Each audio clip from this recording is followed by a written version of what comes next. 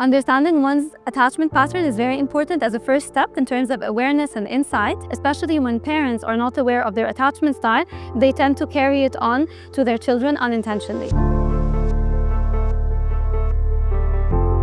AUC has been second home since 2008. I was an undergraduate student here at AUC, and I also studied my master's year in counseling psychology. I did my PhD in Spain and I came back, and there wasn't any better place for me to be. It's just incomparable to me. Studying in the master's program here at AUC set the stage for my passion for psychology. Reading more about attachment theory and doing my dissertation about attachment was the main reason. Attachment theory is a developmental theory that basically says that the early relationships that we have with our caregivers affect our sense of trust, independence, and emotion regulation, and it affects our view of ourselves, our view of others, and our view of the world. So my research basically uses a methodology, an observation methodology called the strange situation procedure. Basically, we do observations between mothers and children. It's a standardized procedure where they do specific tasks, and we're able to code for the child's attachment style based on that. One of the first questions I had about attachment, would it apply in the same way in our culture, just like we read it in the West or not? For example, the different frequencies that we have with regards to attachment patterns, as well as the impact of the child's gender on how they express distress and how the mother deals with the child as well according to their gender. I launched the Attachment Lab officially last spring,